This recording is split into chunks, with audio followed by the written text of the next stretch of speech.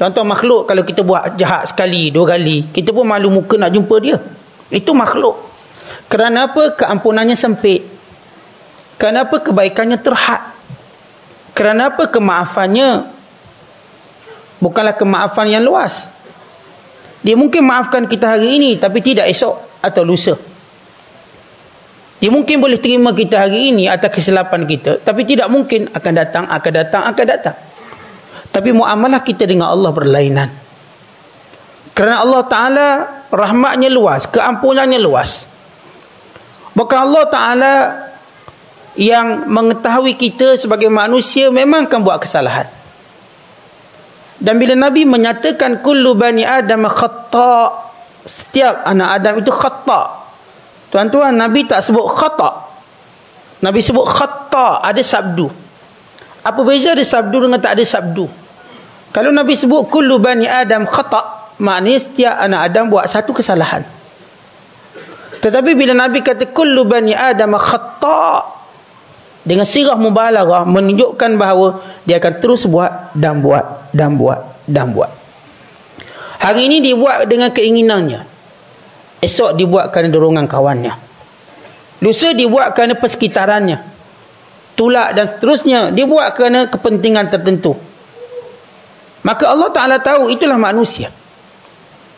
Tetapi yang patut kita belajar, setiap kali kita buat salah ialah bertaubat kepada Allah. Kembali pada Allah. Bukan kesalahan itu menyebabkan kita putus asa dengan rahmat Allah, menjauhkan diri dari rahmat Allah. Tak. Ia menjadi satu kekuatan untuk kita kembali kepada Allah. Sebab muamalah dengan dosa hanya satu. Taubat. Bukannya putus asa. Taubat. Itu sahaja. Tuan-tuan, kita pernah sakit. Dan bukankah sakit itu berulang-ulang? Dan kita juga tahu sakit itu kadang-kadang perbuatan kita sendiri.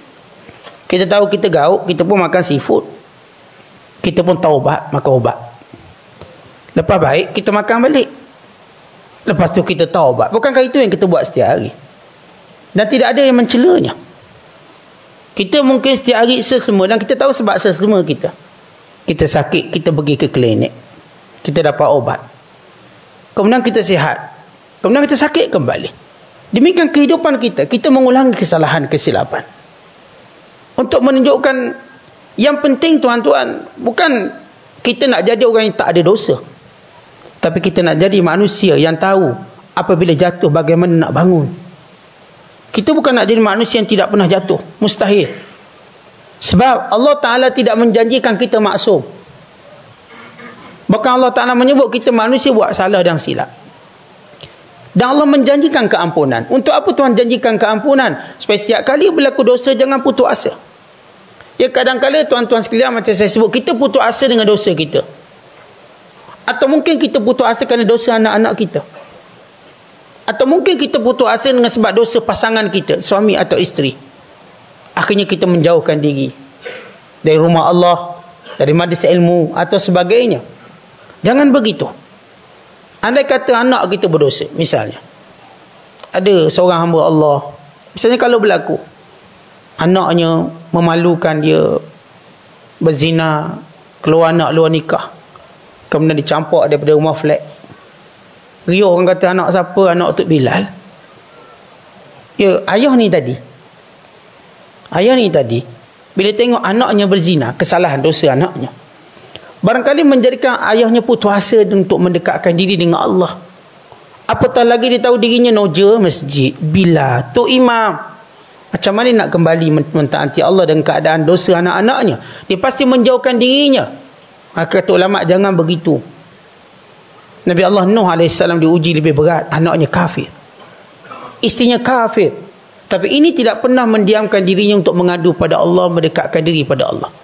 Ya, kadang-kadang tuan-tuan sekian sebab dosa kita, tuan-tuan jauh dari Allah. Kadang-kadang dosa anak-anak kita, kita jauh dari Allah. Kita malu berhadapan masyarakat. Jangan begitu. Kita tidak pernah berputus asa dengan rahmat Allah. Bahawa dosa yang berlaku barangkali itulah dosa terakhir kita. Atau itulah dosa terakhir anak kita buat. Ya, mungkin seorang lelaki ni anaknya berzina. Mungkin itu kali terakhir dia berzina. Setelah itu dia bertaubat, dia baik, dia perelokkan kehidupannya. Dan ada sesuatu yang akan menyenangkan kita suatu hari nanti. Mungkin anak kita ni yang dia buat dosa, itulah kali terakhir dia hisap dadah mungkin. Kali terakhir dia mencuri. Sebab kita yakin dengan taubat. Dan kita tak pernah putus asa. Kita beritahu anak kita taubat, Allah terima. Maka barangkali itulah kesalahan terakhir yang kita tengok dari anak kita, dan selepas tu anak kita tak buat silap lagi. Terus dipelihara oleh Allah. Artinya inilah maksud hikmah ini. Sama ada individu tu yang buat dosa, ataupun orang lain yang dekat hampir dengannya melakukan dosa. Jangan jadikan dia berputus asa dari rahmat Allah. Tetap istiqamah dalam ketaatan.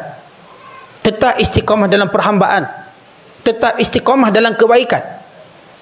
Sebab bila kita mengkaji, tuan-tuan sekalian, kenapa manusia berhenti buat kebaikan? Kenapa dia berhenti? Kita kenal selama ni orang ni orang masjid misalnya. Orang ni pemurah. Orang ni rajin baca Quran. Orang ni qiyamul lail. Orang ni sekian-sekian kebaikan. Tapi tiba-tiba dia berhenti. Kenapa? Dia tidak istiqamah. Bila kita cek apa sebab? Macam saya sebut tadi, antara faktor dirinya mungkin. Dia buat salah. Dia malu lagi nak menghadap masyarakat.